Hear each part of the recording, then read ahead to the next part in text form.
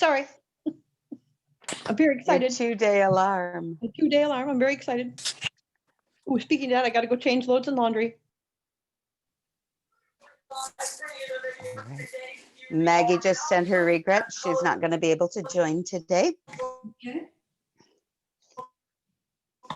So welcome everybody to our fun little Recode, part-time personalities.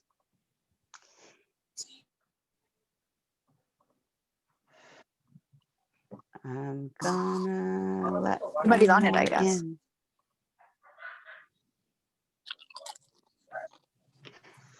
And if I could get everybody to just mute your microphones unless we're in conversation, just to keep all the noise down. Oh, Karen, your first Recode with Ginny, it's going to be delightful.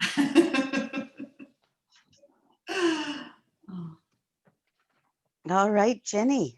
Hi, welcome everybody. This is so exciting. So Sarah mentioned about part-time personalities, and we just felt that it was so appropriate for this time of year, because for many of us, we're spending, well, for many of us, it can be unique that we're not spending time with family. And then there's this aspect of us that might show up when we see other parts of our family that may be able to get together. For others that are spending time with family, whether it's with, siblings that are older or younger brothers or sisters, your parents, step parents, grandparents, your kids or your kidults, as I call them, when they're grown as adults, however it is,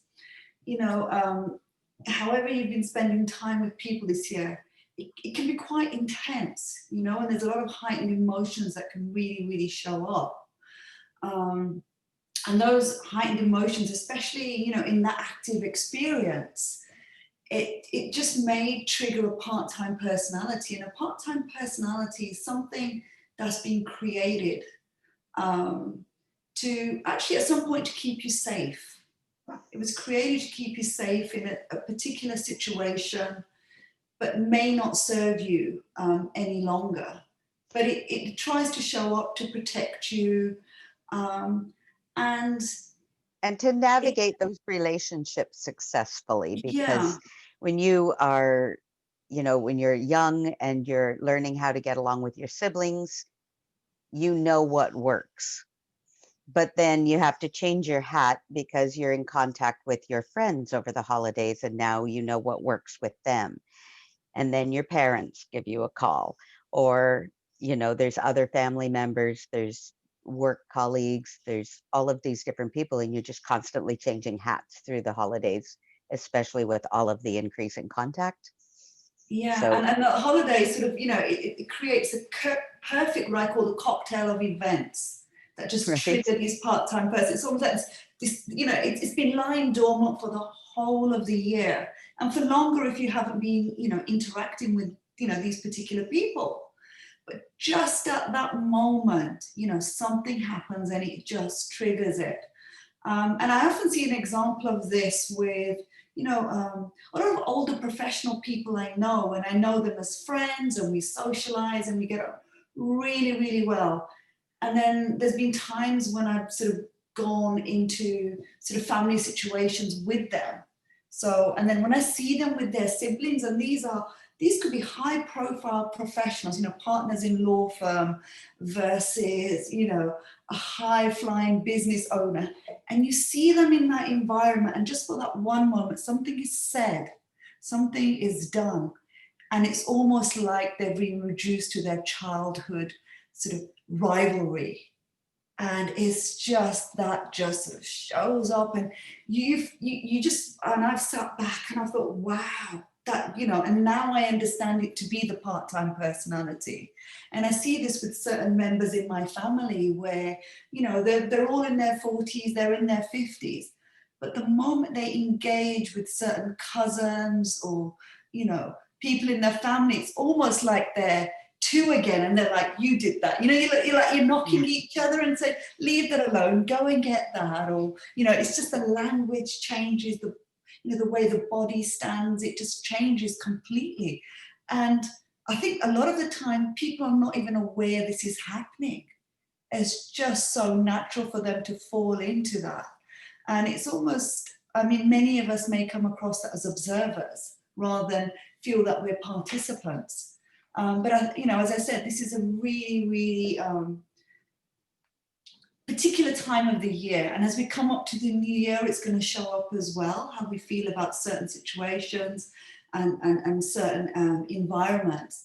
And I know Sarah earlier posted a few potential part-time personalities, and I thought, before we have a little bit of fun and we share our experience of showing up, how, you know, how we've shown up that way, or we've seen other people show up that way. I just thought you may want to think about the part-time personality and how it takes center stage. Do you notice it when, you know, it happens for you? Do you notice it? Do you notice the trigger just before it happens? That perfect cocktail blend that's sort of coming together? Or do you notice it when you're in the middle of it and you're thinking, oh my goodness, what's happening? Right? Here? It's that nanosecond, that nanosecond right before you start channeling your inner bunny boiler. And it's just like the rage queen surfaces, or, you know, or, you know, the control freak, or one of the ones that I always encounter. And sometimes it's afterwards, and sometimes you don't even notice, because I know there's been certain situations where my husband was like, oh, you know, like if you see something between myself or my brothers or something like that, and it's almost like there's a game from childhood that just gets replayed, because that little Ginny shows up, you know, that 4 or 5-year-old who wanted to be like the boys, and you couldn't tell her she couldn't play, you couldn't tell her she was not allowed to climb that tree because she was a girl. So that competitive side of me that just sort of just shows up and says, you know, I'm going to show you, you know, no boy's going to tell me what to do. So that part personality that sort of really sort of lashed against that will show up. And there's, you know, and especially like with my kids, they're both adults now, but there's still a part of me that can start sort of being the mother, I think Corey refers to it as the mommy bear, doesn't he? The mama bear. I'm more of a tiger mom, you know, that suddenly is just becomes, and I've been having a conversation with a friend here. It's fine. It's all love and peace, and it's fine. And then my son may say something, and tiger mom will just kind of just show up that way about, you know, and I just become this person. I can hear myself saying those things. I can see myself doing those things, but it's almost like, you know, it's an out-of-body experience, I think, is one of the ways that sometimes it's been defined.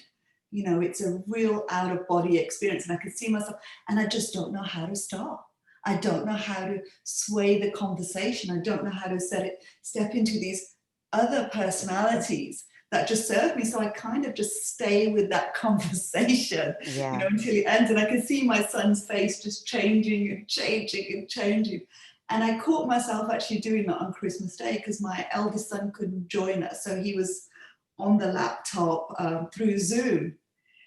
And there's almost like a go-to list of questions when I get into Tiger Mom mode that I will just go through.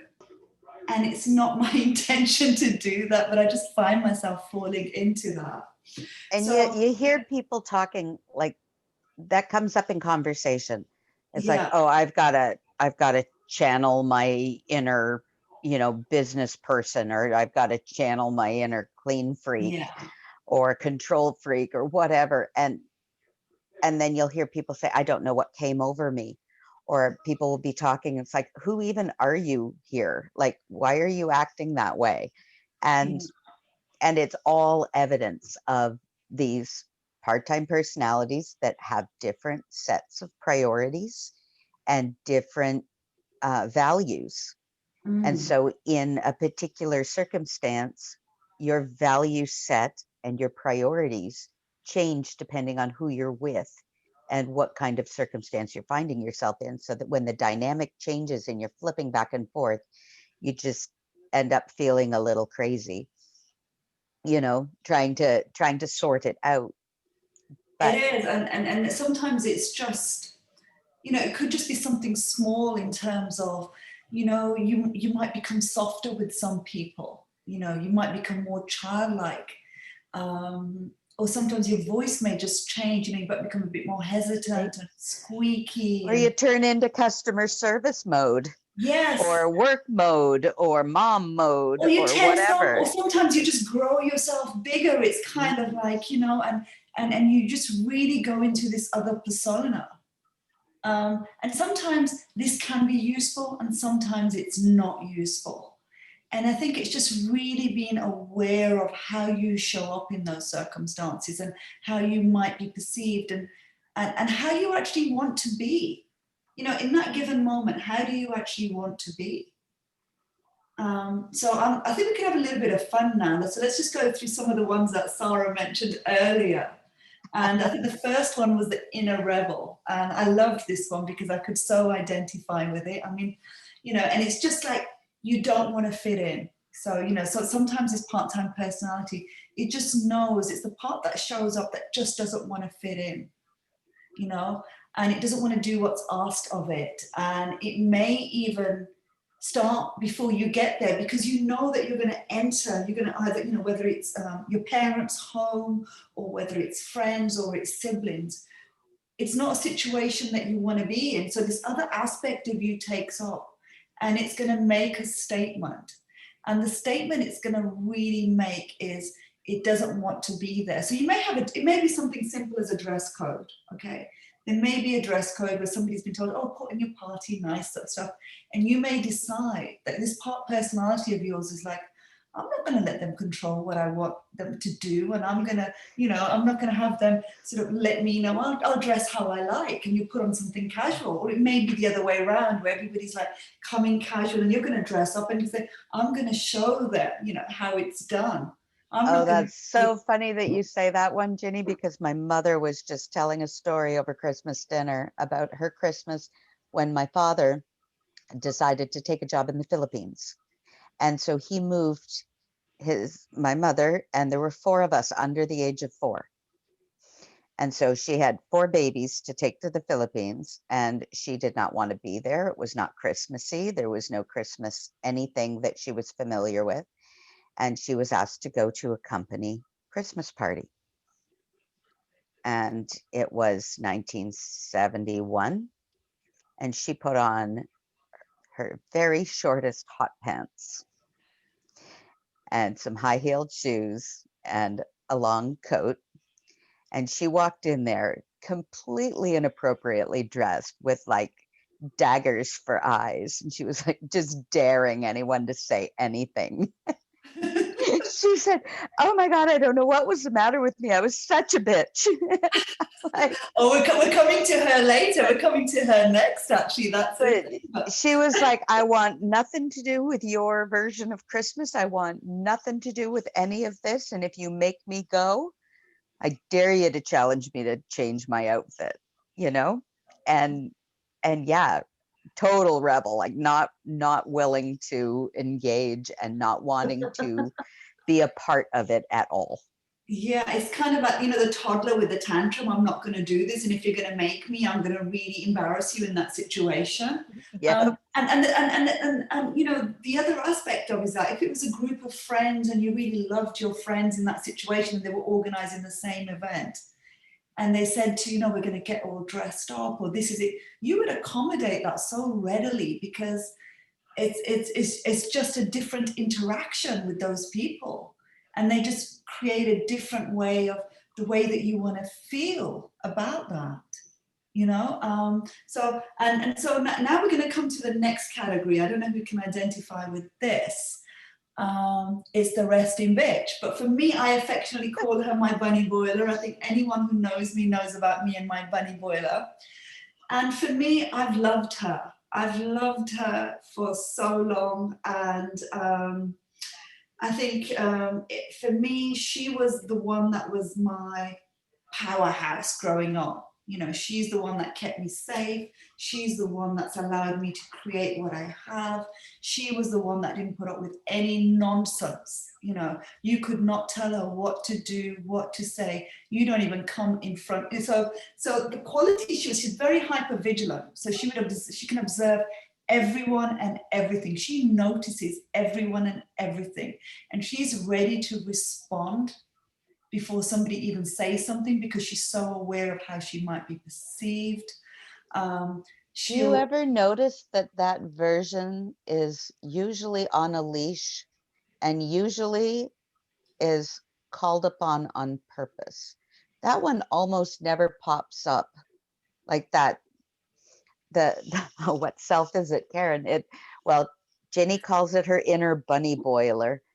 We can be gentle and we can say it's your resting bitch. I just warn people, do not awaken the Kraken. yeah. Like, just don't do It it. is. But you see, for me, she was great in my late teens. She was great in my 20s. She was probably the most, you know, when you have these part-time personalities, she was probably at the forefront that would show up. So there was a me, but she would be the one that would always be there, you know, with the sword, ready to do battle. You know, a teasing offhand comment that, you know, would just make me go ballistic, and I would have warhead at the ready, aim, fire. If anybody, you know, I just cut through the caustic statement. I was told that I had a viper tongue. She was amazing. She just did not put up with any nonsense, and to this day, and you know, anyone that got in the way was just collateral damage, you know. And that it's who I, serves you so well, because it yeah, positions you in this level of vibration and power that is like, you're just not going to meet the level of oppression that you're expecting, because it's an aggressive energy, right? yeah, And it's really helpful in so many situations. it is. But And it, I it think, you can know, cause some problems depending on where but you as are. I said, it was in my late teens, it was in my 20s, and the kids were younger. I think the older I got, the less she needed to show up, you know, the less that she needed to be there. And I think, you know, the circumstances in life changed, the way I wanted to engage with people was changing. But she's always been there to actually, you know, to know that she was there has always made me feel confident and safe.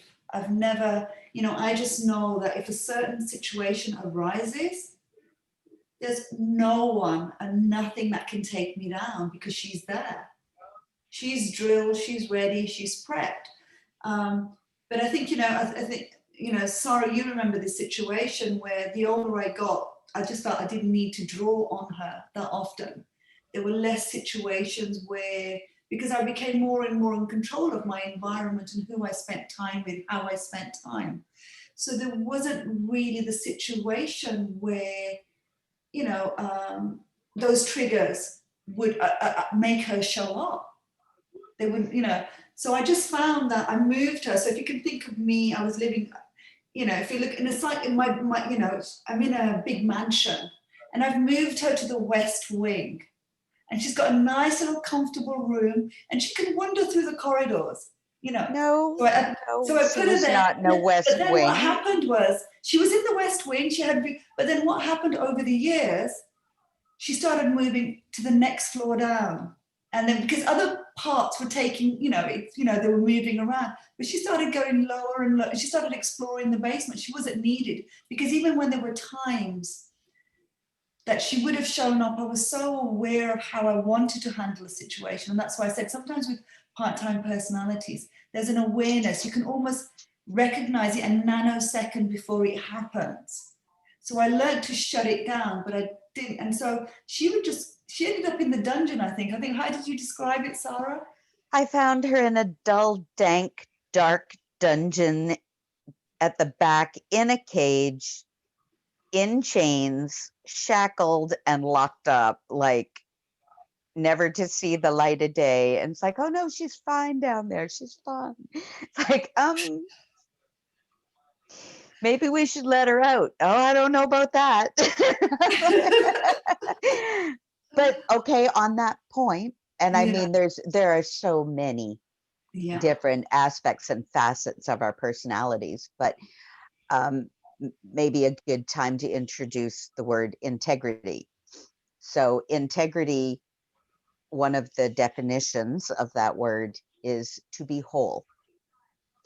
And instead of keeping these parts and aspects and these modes that you have all separate, and trying to remember how you're expected to behave in this situation or that situation, to integrate those sides of you so that you can always show up as yourself, and to know who that is really what the parts integration side of things does, just to keep you from, I mean, it looks intensely neurotic if you're flipping from one, you know, wearing one hat and then another, and you know, I'm in work mode, I'm in mom mode, I've got business meetings, I've got to be, I went to a on a summer holiday with my mother and my children and my husband, and we were in my mother's childhood neighborhood. So I had to be a wife, a mother, a daughter, a niece, and a neighbor. And then I brought my friend with me, so I had to be a friend at the same time. And I found it so draining and so difficult because all of those versions of me were different. And after I started working with all of this work and all of the magnetic mind recodes and education, when I went back to the same place with kind of very similar collection of characters, I didn't find it difficult at all. It wasn't any trouble being a cousin and a mother and a daughter and a niece and a neighbor, and no problem at all, because all of those sides of me have been slowly reintegrating and keeping me in integrity and who I am, and who I am changes less and less every time I get into a new situation. Every once in a while I have leanings, but not nearly as bad as unleashing the Kraken. Yeah. And you know, and you know, for me, you know, even though, you know, I sometimes look at these sort of aspects, and they are useful in the right situation.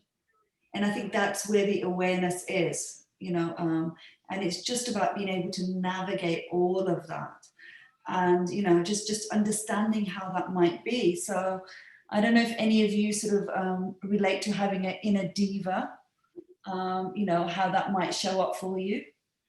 Hi, Lynn. Hi.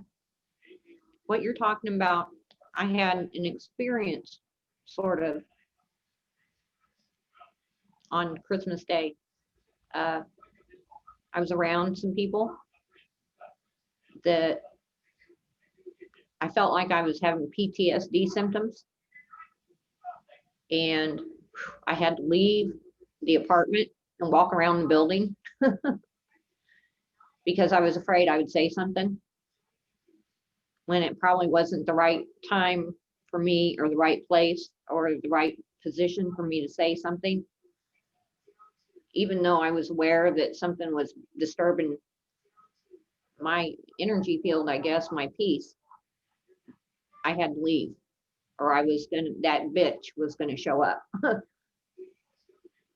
But it's great, you know, to have that awareness that you notice that, because there was a time where you probably would have just completely lashed out and, Yeah. and not had that. And I think that's the great thing with this work, that we have created a self-awareness. We can see ourselves from so many different perspectives. And then, you know, when you step away from that, and like I said, the triggers are there. And even though many of us have been doing this certification work, and we've been learning about magnetic mind, we suddenly found and the impact that it has on us, because we, you know, as I said, this is an unusual cocktail of people that have come together, and it triggers you, and you haven't had that for the rest of the year, and you just feel that you're taking step by step, and you can see how you're stepping into who you've always wanted to be.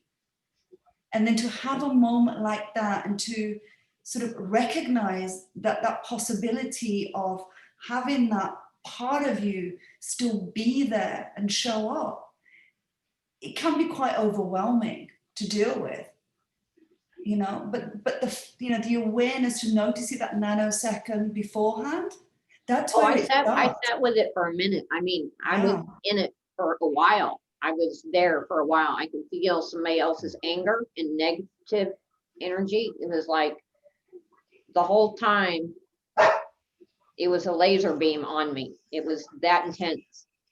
And it was really unnerving for me. And I Yeah. had to sit down and explain it to somebody and show them a program that I use, a tapping program for stuff like that, because I know. But yeah, so, and I think that's what, and I think that for me, the awareness of that bunny boiler side of me was just so, so important. And you know, as we shift and we step into these new identities, and I think I was doing that for years, and that's why for me I kind of left her behind. But because I didn't have the experience of this work, she kind of ended up in that, you know, dungeon. But have as a result of the experience and understanding, you know, the Recode process and having the support of my wonderful MAGNETICOR tribe, it's really, really helpful, because now if I step into the flip side of the bunny boiler, so if I look at all of the traits that she has, and I really think about how I can, you know, fully embraced her. That's when things really started to shift. And I can sit those traits now in their genius, and I can sit those traits in the genius, and it's the same traits, but the emotion now is different. And so for me, there's still the bunny boiler, but the flip side, if I was to look at the traits, was that when bunny boiler is sitting in her genius, she's dynamo. You know, she is still dynamo. You know, she's dynamo. She can get things done. She can see things from all angles. You know, she can come up with solutions before even, you know, recognize the problems. That And wisdom and that wisdom. that That's it. knowledge is so important. And when you, yeah, like Nicole was saying, repressed rather than integrated, when it gets Yeah. repressed, you don't have access to the emotions that are being held there. And so it's really important to honor all of those sides of you. There's a Yeah. reason that those traits and those, it's almost like a preset program, you know, when you slip into that mode and you know what's important in this situation, and you know how to carry yourself and how to keep yourself safe in that situation. It's really important to know those things. Yeah. But it doesn't need to hold the emotional charge that it often does, because it's sitting in the subconscious, right? With the Yeah.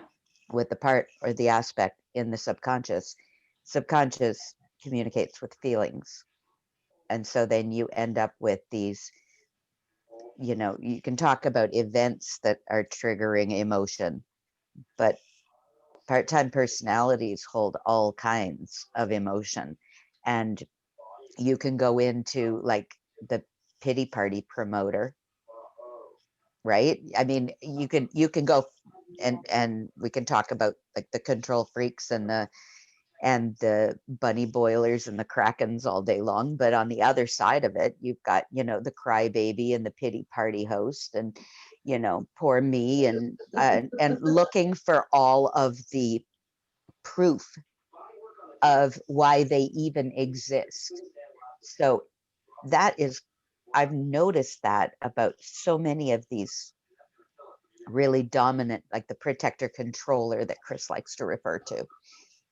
The protector controller is constantly looking for proof that it's needed. And the self-pitying poor me, or the Cinderella, is looking for proof that they need to serve people and they need to be last.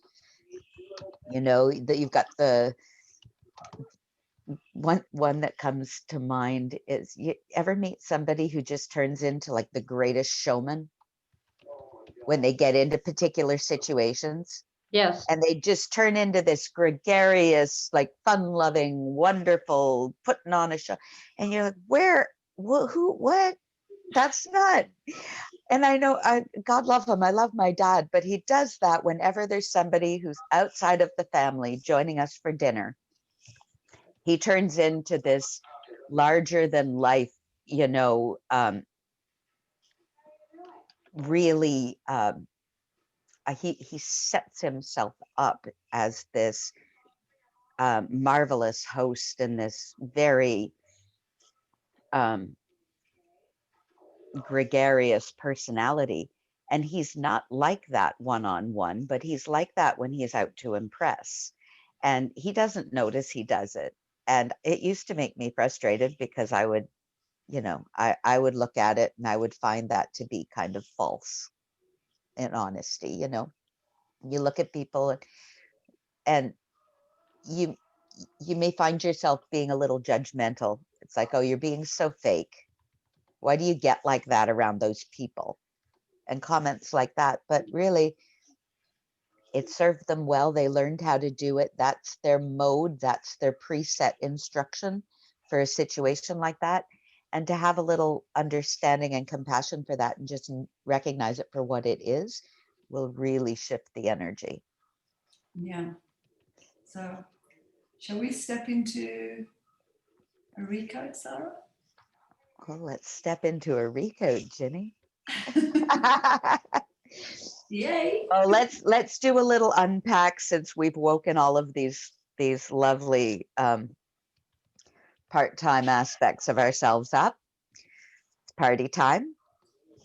So in light of all of this, you know, I was thinking choosing integrity, choosing to show up as you, and being the main personality with, you know, leanings towards these wisdoms and preset modes, but not necessarily turning into a totally different person would be a nice direction to head. But whatever you want to choose, what do you want to create?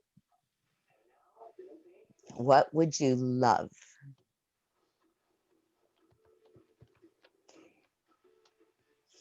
And so you can make a new choice. You can pick a choice off of your lenses. No more intrusions. Good one. And what would that choice do for you?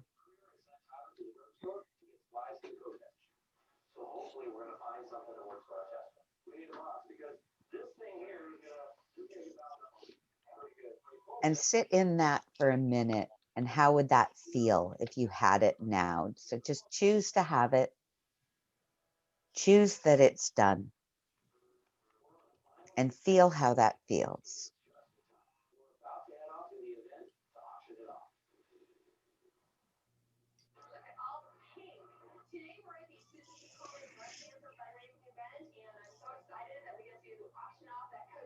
It feels more balanced. It feels happier.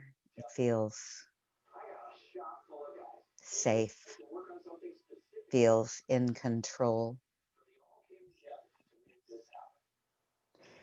Yeah, it feels real, right? Exactly.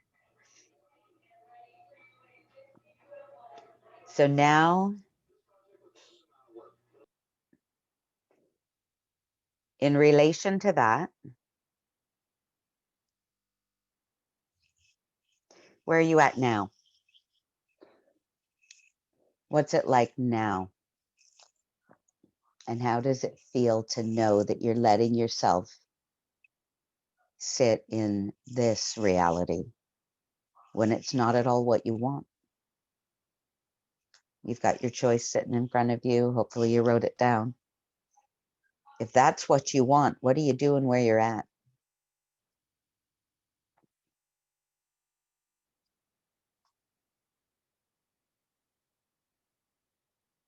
And how do you feel about yourself? How do you feel about others?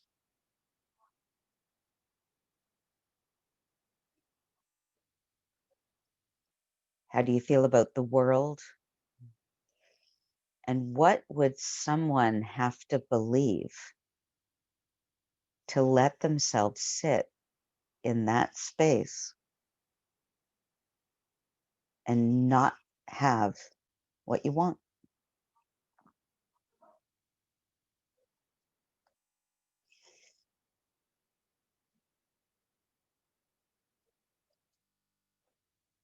What judgments are there about that choice?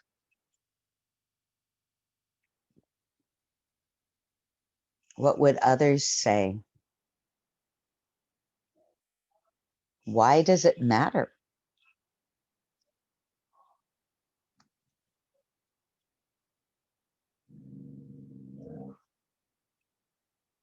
Are there stories and scenarios and examples popping in your mind? What do you notice about why you're sitting where you're sitting and not allowing yourself to have what you want?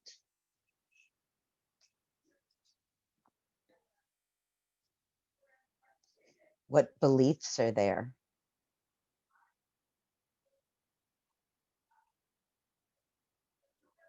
There's always a story. What benefit are you getting from the story? How are those beliefs getting to run the show?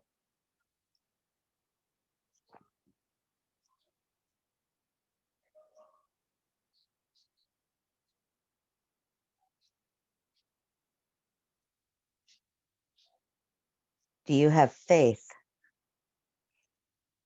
in others, in life, in yourself?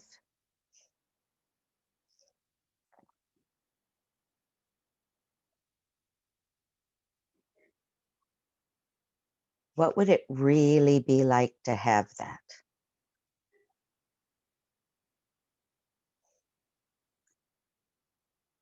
And as you walk through the house of your life and you're passing through the doorways, your sweater's getting caught on the doorknob. What is that doorknob? What's holding you back? What are you snagged up on? And is that sweater so comfortable that you won't take it off? Why?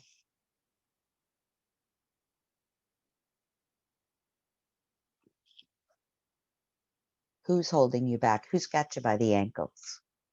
What side of you just won't let you walk through that door?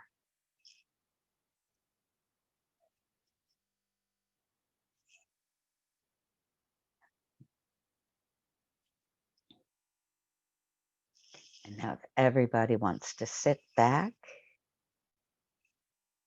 keep your hands and feet tucked into the ride at all times. Keep yourself seatbelted in. And just give Ginny and I permission to connect with your superconscious. Just I give Ginny and Sarah permission to connect with my superconscious.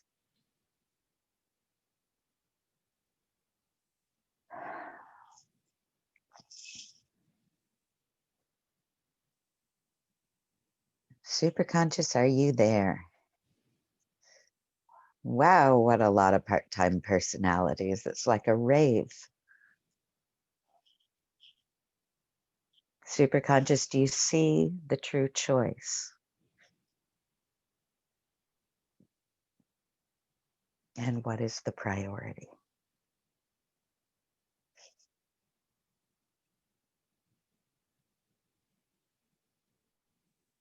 Superconscious, can you treat definitions, please?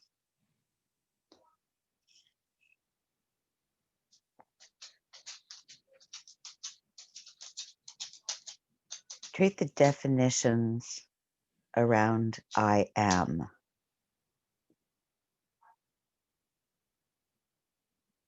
All the preset definitions of who I identify myself to be. Who am I?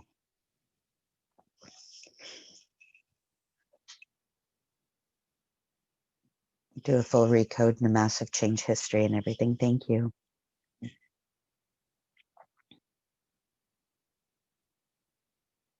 Superconscious is alignment with desire priority.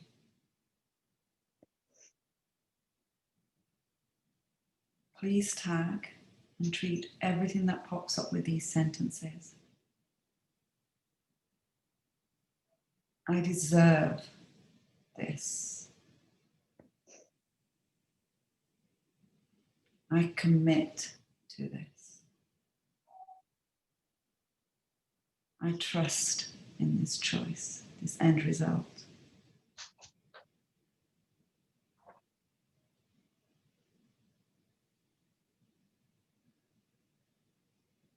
I allow myself.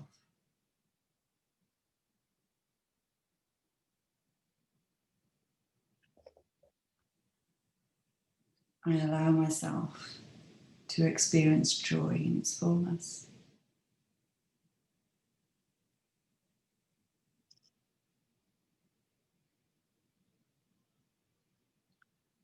Superconscious, do you see the masks?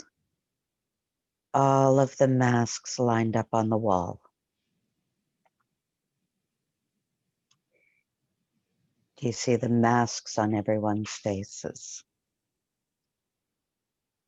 All of the characters we play. Superconscious, can you put a mirror in front of us as our true self and show us who we are, who we're meant to be, and how we need to show up for ourselves?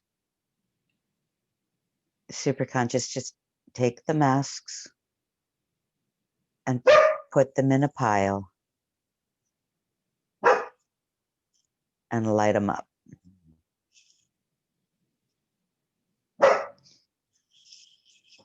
Do a massive change history and everything. Thank you.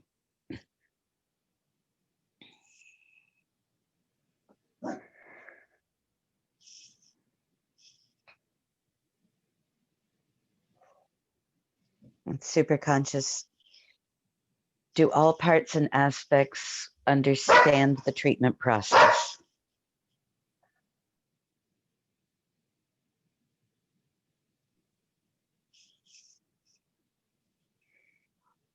Superconscious, could you please review the benefits of treatment with all of the parts and aspects that were awakened today? Is everyone willing to be on the treatment team?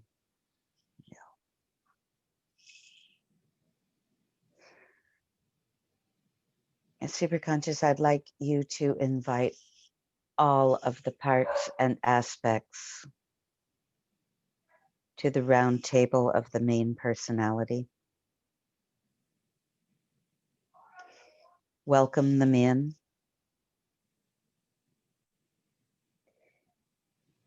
And I would like to invite all of those parts and aspects to share their knowledge and their wisdom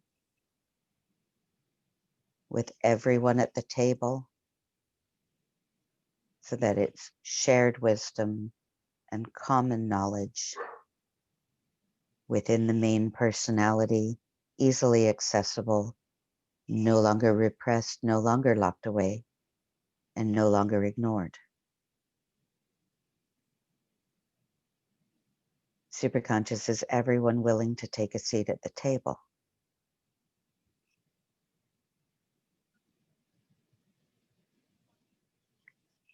Superconscious, does everyone understand that it's best to work as a mono personality?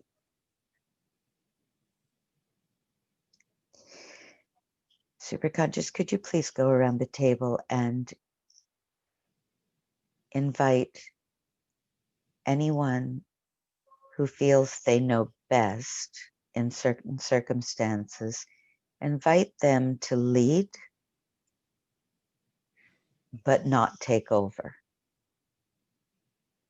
Would that be okay?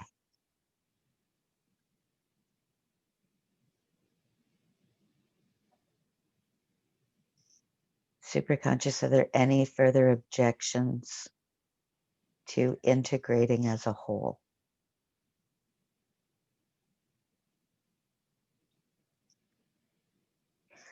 Superconscious, is there any mediation required?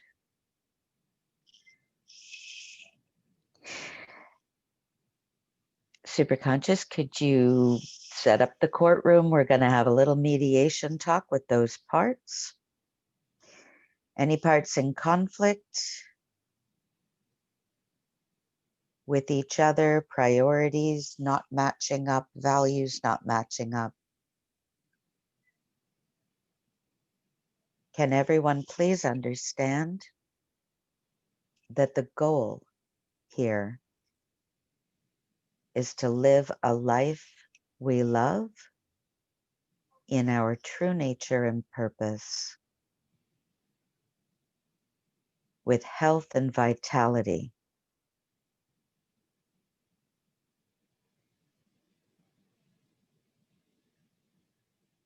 with the end result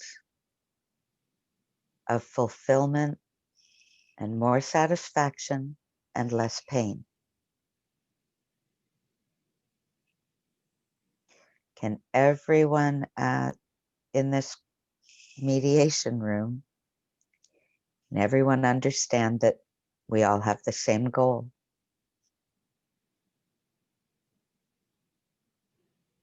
Superconscious, can you tag all parts and aspects that are still having a problem with this? Can you treat them?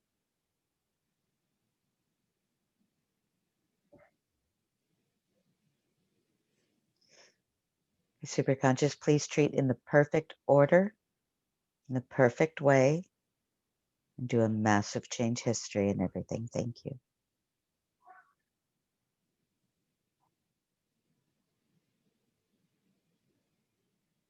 Superconscious. Do you see the way that escalator is moving and how they're trying to get up and it's going the wrong way? Can you just stop it there? Yes, just there. Let them get up. Press the button, reset, so it's going in the right direction. Yes, so they can get to the top a lot easier. Yeah, that's it.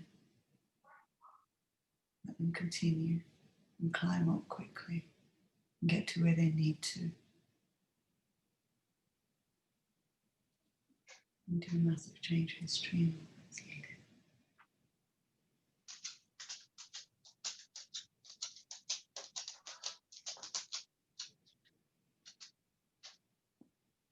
Superconscious, do you see that protector controller is highlighting an event?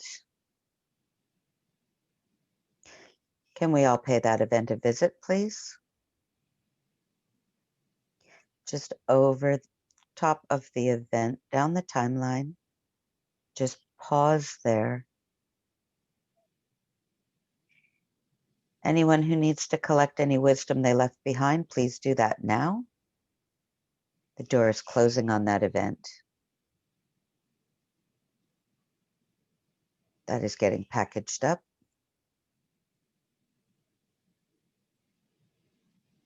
It's closing time. Pick up your things and move to the exit. Superconscious, is there anything left behind at that event?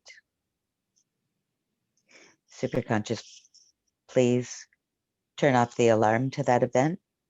Please stand down the protector controller and close the book on that. Thank you. Bring us back to present. Do a massive change history on that particular event.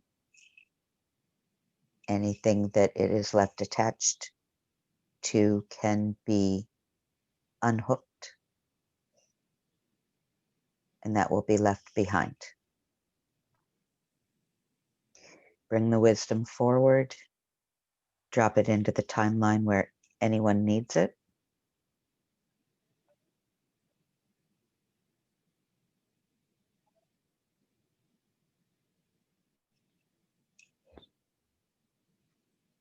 Protector controller, are you satisfied with the treatment of that event?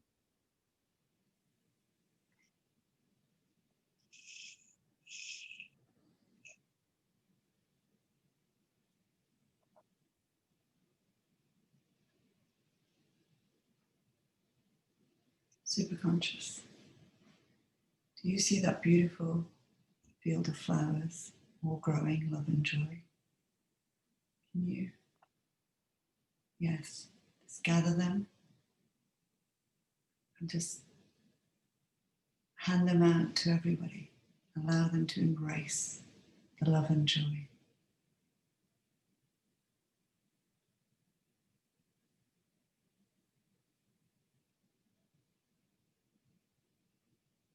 Okay.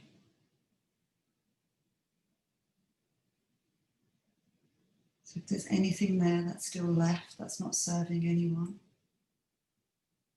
it's no longer useful,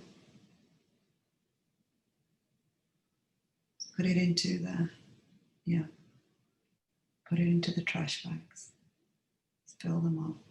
Let's go around. Keep filling them up.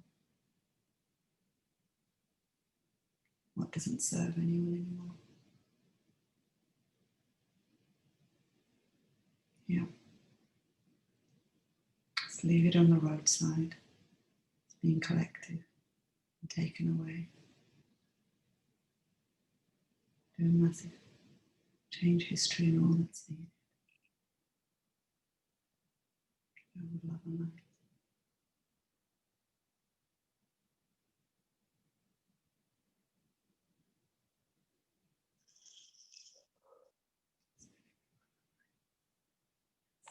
I just want to check in with everybody for a quick minute. I didn't ask you to give us resistance numbers, but how are we feeling right now? Is anyone feeling particularly resistant still? Okay, Superconscious. Can you do a full scan of the energetic body, balance all of the chakras, cleanse and purify all of the energy coming in, and ground it solidly? And Superconscious, please ensure that that ground stays connected.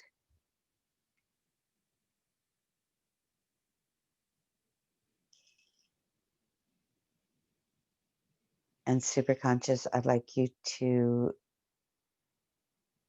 treat the adrenals. And I'd like you to lower the cortisol levels across the board.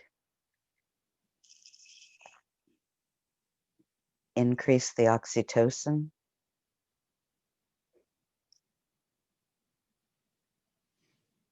And Superconscious, it seems that we all need a new hat. So off we go to get our hats. And as Please they, present. yeah, I was going to say, let them, oh, you need to go onto the stage and just shine. Just go on the stage with your new hat and let the spotlight allow Charge you up. Yep. you. There Yeah, it is. Oh. spotlights.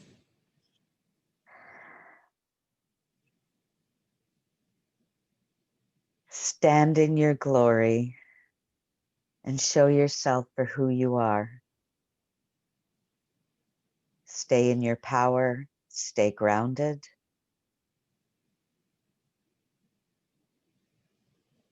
And stay whole.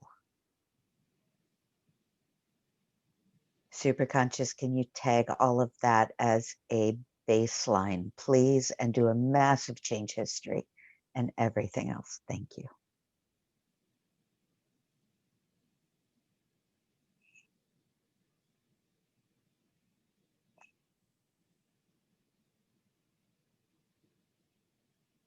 Superconscious, is there any other resistance to this true choice that was made today? Thank you for your help, Superconscious. I'd like you to take all of the memories we've touched today and ground them, memories 1, 2, and 3, future memories, past memories, present memories, tandem memories, quantum memories, past down and past lives. Superconscious, I'd like you to deliberately and solidly reconnect them to the matrix of the universe.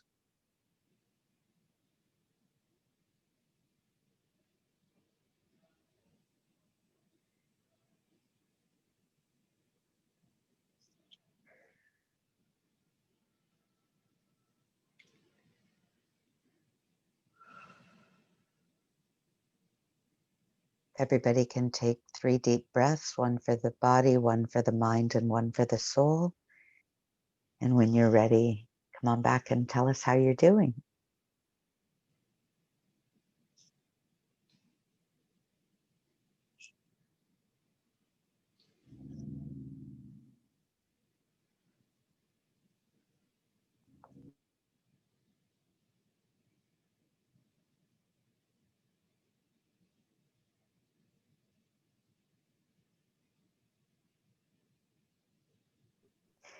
Karen? Sarah, you are a magician with your words. You are amazing. If I can share really fast, that Ginny, that escalator, just before you said that, I was picturing literally people crowding up on a moving escalator. It was going up, but at the top of the escalator was a locked door.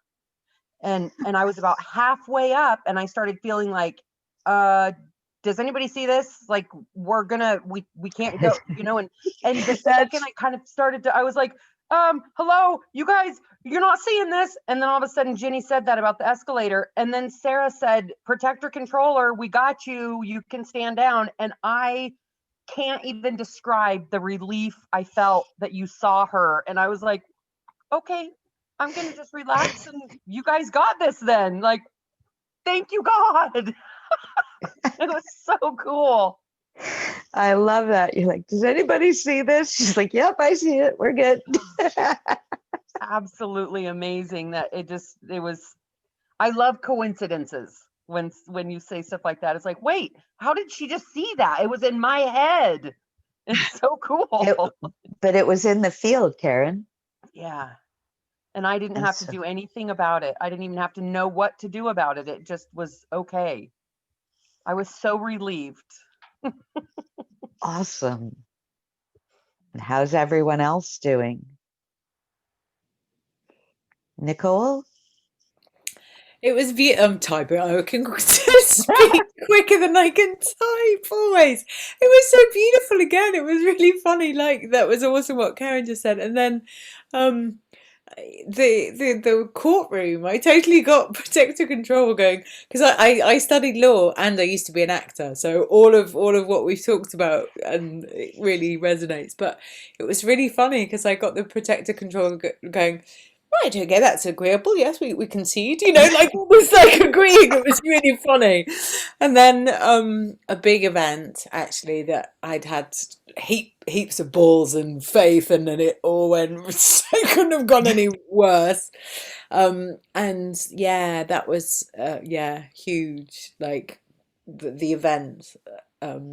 Okay. For me, yeah, I tried to move to California forever and came back in handcuffs, and it was just like, oh, yeah. And that younger me, who, she was just so bold and like, yeah, I'm just gonna trust the universe and I can navigate LA with no fucking sat nav, and wow, like she was really cool. I could do with some more of her guts and not give a damn, and just, why not? So that was really, yeah, it was beautiful. Nicole, you're my spirit animal. I love you.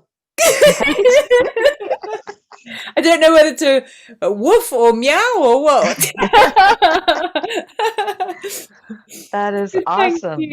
No, my dear, my spirit animal has more of a roar, and I can Yeah, hear we can do that. coming from you. Yes, that's it. And how are you doing, Patrick? Oh, I'm good. I've done a lot of Recode, so I didn't have as many part personalities come up, but you took care of the ones I did. Okay. And now you're feeling all good? Yep. You're so chill, Patrick. I love it. Hi, Mara. How was it? I loved it. Mara. I think like it was interesting, like the way that I was feeling through it, but there was like this one time where I just felt myself like jolt, like during it. Like I was like out, but then all of a sudden I just like jolted back into my seat, and I'm like, okay, I don't know what that is, what that means, but I'm just gonna let it go. And so, but then like after, I felt like a sense of like, I was cold. So I don't know what that means, but other than that, then when I came back, I think it was before you did like the resistance, you know, again, I just felt like a shift. It was like weird. Like I felt kind of tired. And then like after, like when we completely finished, now I just feel like very like relaxed. So it was like a lot of different things going on at one time. So, but it was all good. It was all good. How's your resistance to your true choice? Yeah, it's like probably like a 1 now. Okay. Yeah. So it shuffled and shifted and stuff. Right. Yep. So Awesome. it was higher. I feel like it was like more of like an 8 or a 9. So I'm gonna have to be more mindful of getting those numbers before and after. Yeah. How Good. about I'm glad. Yeah, Greg? Yep. Hello. Yeah, it was good. It was, I mean, it was great. It was very softly done, I would say. I was getting aware of more different personalities, which I forgot about little situations, little parts of situation in my life, in my, I don't know, maybe previous lives as well, which were coming up, and they were all cool to join. They were all fine to, like, they were not fighting, but I was not aware about them. So yeah, it was good. Cool. Awesome. And Lynn? How'd you do? Sorry, that's the TV in my living room. I forgot all about it. I've tuned it out. You guys can hear it and I don't. I have some resistance in my shoulders yet, but I think a lot of it is been spoken to. Lovely. And so feeling a little bit less. Yeah, Kim said that this was not going to be a program. How she said it wasn't built for comfort, just speed. She was right. I said, I tell everybody this program is built for speed, not comfort. So strap in, just like you said, Sarah, strap in, keep your hands and feet in a ride and get jiggy with it because it's all happening. But that's okay. I mean, Yeah. I've been ready for that for a while, I think. And the you right- see how in the right quickly, way, in the right program. There was a different program that I was in, and it wasn't being managed in the right way, and I wasn't making any progress because I kept getting ill, physically ill, trying to do what they wanted me to do, and it just wasn't happening. that is uncomfortable and unhelpful. So at least on this side of things, it's as gentle as possible, but when you have those energy shifts and those things and the discomforts, you can feel them, but you let them move through you, right? Yeah, it's And you more like know that they're not sticking around, so it's a whole lot easier to it's like handle. almost like energy or like electricity is passing through you. That's how I kind of visualize it. Yep, that's exactly what it's like. And I try and breathe through it. I just, because Yeah. after listening to Dr. Hoyge and Joe and listening to both of what they have to say, that's kind of how I'm putting the two together. Yeah. And to me, it's like energy and chemicals are almost the same. And it's just, they're just passing through at this point. But the good thing is I'm starting to have good memories come up now instead of bad memories that have always been up top front. I'm starting to have good memories that were repressed because all the trauma was right up top. And that's all that I was, because trauma after trauma kept happening, the track was going down Yeah. the wrong chemical track. Yeah. And now I'm not going down the wrong chemical track and things are starting to integrate and stuff like that, which they weren't before. No matter how much I tried, it wasn't working because it was like I felt like I was trying to figure it out and force it and figure it out and force it. And this is not forcing it, it's allowing it a little bit more natural, I guess, without having to go dig into something and make it painful for you or somebody else. Right. Well, make sure after you do any recodes, if you're moving a lot of energy around, drink lots of water and move your body. It just helps move the energy through it and it helps release stuff. That's what they say yoga is for. When they tell you to do yoga, they don't explain what it's for. They just say, go do it. And when they tell you to go meditate, they don't tell you where to go search to figure out how to do it. They just tell you to go do it. So this has been a large part of my journey, is not knowing why or how to do things and having to figure out stuff on my own. Well, And welcome home, Lynn. This program's really helped put a lot of stuff together and shown me information that I suspected. Just because I suspected it, I just felt it. Yeah. But it's proving what I've been suspecting all along. Not so much a suspicion as a knowledge. It was in your superconscious and you know that you know what you know. Yeah, it's in your knower, Yeah. is that what they say? Yeah, It's in your knower. Exactly. Well, that's awesome, Lynn. And Jason, are you able to chime in? Yeah.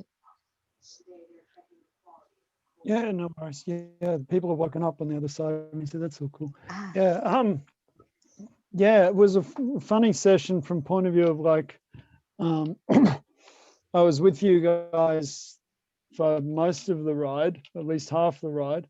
When Ginny talked about allowing, there was like a really nice shift. And then you checked in with us and that was all cool. And then when we came back the second time around, like when we went back in, it was just like lights out from that point onwards. So you guys are talking about escalators and talking about this and talking about that. Well, I don't know where I was because there wasn't any escalators where I was. So I just went in nice and deep and just zonked out. So yeah, we'll just see how that all integrates. very cool. I'm fascinated to know more how that settles. Yeah, it's been yeah. powerful the last little while.